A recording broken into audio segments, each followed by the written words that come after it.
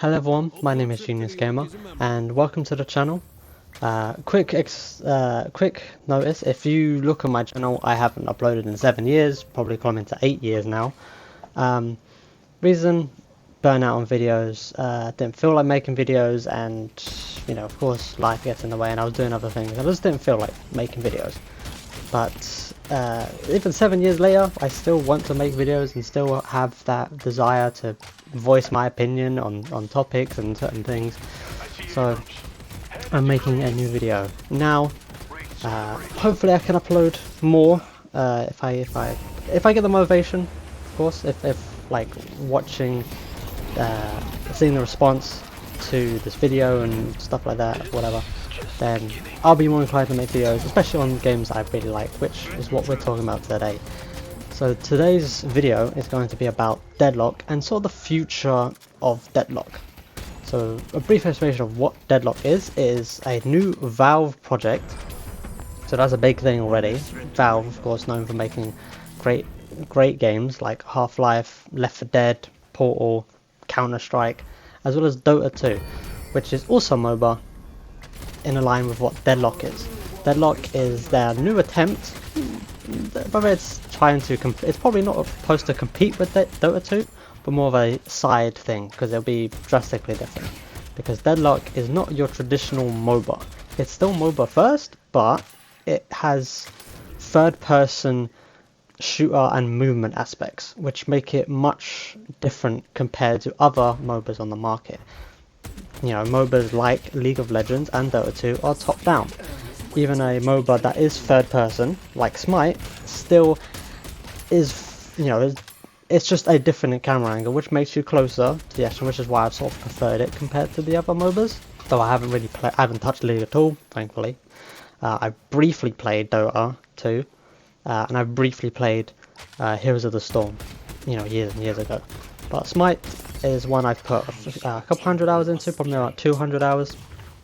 But already Deadlock I've put 100 hours into from getting access a couple months ago. And at the moment it's not publicly available. Deadlock is not publicly available at the moment because it is an invite-only alpha. Which meaning that you need to get an invite from someone who already has access to the game. You can't just go onto Steam, search Deadlock, and then download the game, because it's not publicly available, right? So it has limited player base in that regard, which, of course, when the game was leaked months ago, and then it became sort of, you were able to have talk about the game without fear of being taken down because of, it was in development, it was being leaked. They open it up, so you can just talk about the game and you can stream the game with no consequences. The game's player count hit 170,000, around that, give or take a few thousand, of course, but around its peak in about beginning of September, which is crazy for an in-development game. This is a game not even in beta. This is alpha, early gameplay. If you look at the game and you play the game, a lot of the models are unfinished, not textured well, the map isn't fully completed, the gameplay isn't fully complete. They have a literal playlist which you can queue into in the game called Hero Labs, which lets you play in development heroes that have temporary models, right? They don't have anything concrete for these characters, and even their abilities can get changed in and out and tweaked drastically over the weeks and stuff. Right, the game updates every 2 weeks, which is really cool, just because they're working towards it.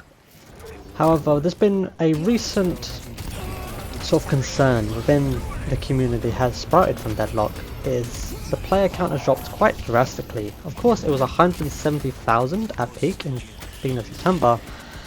Now, in recent weeks, the player count has dropped to about 20k a day, which is a big drop, right? It even hit below around 10k at one point, probably at the low peak times, probably early morning for a lot of people, which of course has caused big concern, because not only has that affected the game in that people aren't really caring about this game no more, and it's affecting matchmaking. And there's a lot of complaints of how the matchmaker is putting you with very one-sided matches, and how You have people who are trying to play the game, like casually or brand new and want to try it out, getting matched with hundreds of hours people who've already have a ton of experience in the game and other MOBAs. Which is going to happen because you have that low of a player count across the world, right? And of course people have concern about this. What's the reason exactly? Well, one, just general, you know, it's an in development game, people are more likely to wait. Like, they play it, they try it out, okay, it's cool, I like it, I'll wait for the full release or wait until there's a lot more stuff in the game. So, you know, and the fact that this game changes every 2 weeks, why get invested into the game when, you know, they could completely change and get rid of a hero that they like, you know, a few months later, you know? Some of the characters still have temporary, like the ones in the actual main cast, still have models and probably maybe even abilities that could get completely changed and removed once the actual game comes out. You know, I think this game's still going to take a while to come out. So just, they would rather play a more complete game, which is completely fine. All these reasons are like completely valid why the player count has dropped. Other big popular games have come out recently. For example, Marvel Rivals, Path of Exile 2, Call of Duty came out, of course, end of October. And the peak of Deadlock was beginning of September time. And they're sort of down for then. So even though these are not MOBAs, they're not, you know, games like that would take the general audience. Like, you know, if you're playing a MOBA, like, people that would play Marvel Rivals wouldn't probably play a MOBA, right? But MOBA players might try and play Marvel Rivals because it's come out and it's new, right? Of course, like, Marvel Rivals is a third-person shooter, and Call of Duty is a third-person shooter. They're this popular franchises. Like, Call of Duty is a very popular franchise, of course, but Marvel Rivals has been hyped for a while. People want to play it. Path of Exiles has probably been hyped for a while. People want to play it. So just general big games. So when the hype dies down for those games, maybe over the next couple of months, Deadlock might shoot back up a little bit. Especially with Deadlock adding like new heroes and new big changes, you know, of course at the time. Which is also a given, right? They played Deadlock, okay, they had the fun. I'm gonna go play games that I've been waiting a few months for. Deadlock's still not gonna be out for a few years, I would imagine. So I'll wait until then. Or I'll come back later when I actually enjoy it. Like, I play it occasionally. It's not going to be their main game, right?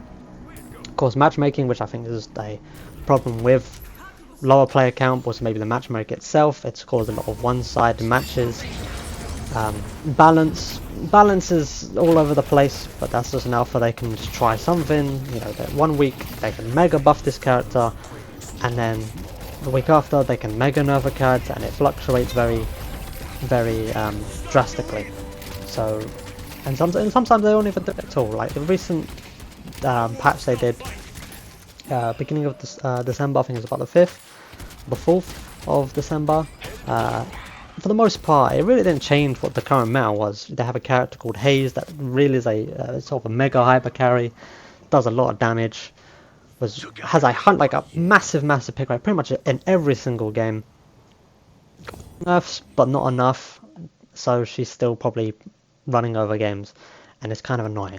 So many people will be like, I don't want to bother playing against the same heroes constantly, I'll wait till they balance it a bit more. And they also release new heroes, which the last hero they released was Mirage, end of September. It's been almost 3 months since they released the hero. They have 8 heroes in the experimental playlist, and some of them do feel like they could just be put in at any moment. Like there's a few in there that if they just had a few tweaks, few bug fixes and stuff like that, they could definitely go into the main cast. So, you know, it really is sort of one, they want to sort of to try new heroes out so they can test them and give feedback and stuff like that. But also just general stuff surrounding the game has caused the game's player count to drop. So what should we take away from this? And what can the future of Deadlock really entail? Well, one, it is an alpha, of course. It is still early development, as I said. It has a lot of temporary models and a lot of temporary art, and you know, they change everything every 2 weeks. Every Thursday. Not every Thursday, but every other Thursday. When I'm recording this, there's probably another update this week on the Thursday, so a few days from now. And they could add a new hero. I'm always happy, I'm always looking forward if they release a new hero or they do some kind of drastic balance changes or gameplay changes. The game feels, it hasn't really changed drastically where it's like, oh, the game feels completely fresh every 2 weeks. But it does make like some characters get new abilities, which is nice to try out and stuff like that.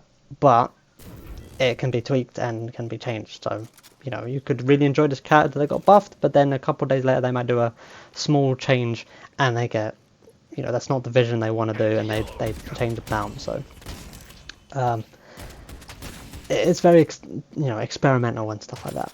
Also, from looking into the game, also those that didn't know, Deadlock is sort of a second version of what Valve were trying to make. They were making a MOBA previously called Neon Prime, which was talked about a year ago or sort of, around 2023.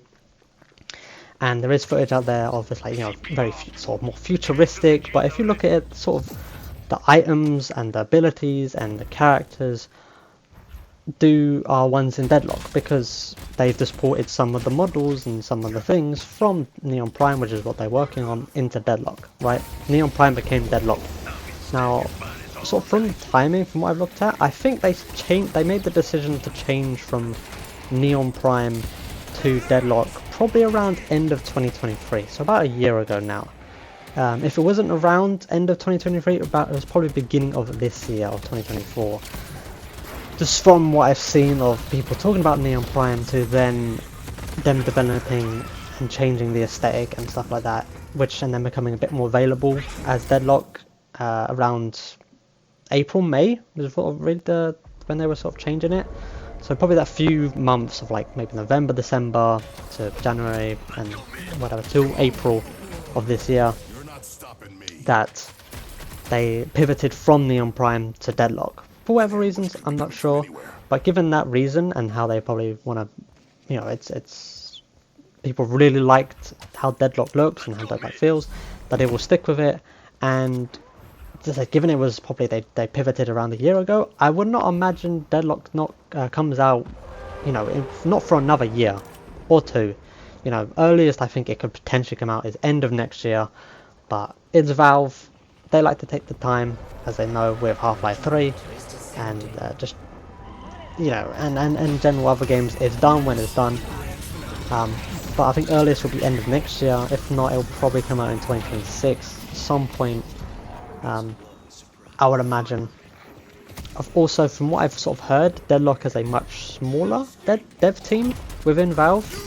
There's only probably about a handful of people actually working on it, which makes sense because nothing is being drastically done, but they're still getting changes out there and stuff like that. And I'd imagine Valve is much more focused on making their new VR headset, and also making Half-Life HLX, which is leaked and rumored to be Half-Life 3, which is of course their main title that made them famous. Their first game was Half-Life. Half-Life 2 was a masterpiece.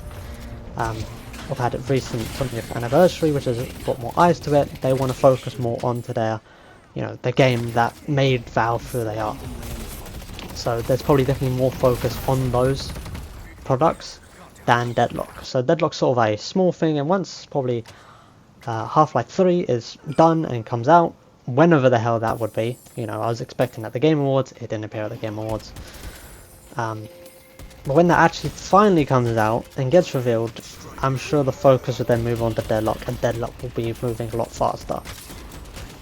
So I wouldn't worry about the player count right now. I think, if you look at the player tests on Steam DB, on Steam database for Deadlock, you can see sort of the player count before it started becoming, more popular and more like, open access for people for the invite only. When they were sort of doing private play tests, and it was on the NDA, not with the NDA, but like, you played the game, you weren't allowed to talk about it, sort of. The players' numbers were about only 2,000, right? Only a couple thousand. That was probably a very select few of people and creators that could actually play the game. So having, 170,000 for a public alpha test is unheard of. Very few games, especially a big big game from a massive company like Valve, that is, you know, unheard of. You shouldn't you know, that's the abnormality. The fact that you have an alpha test having 170,000 concurrent players is the weird thing, not the fact that it has only 20,000 players a day.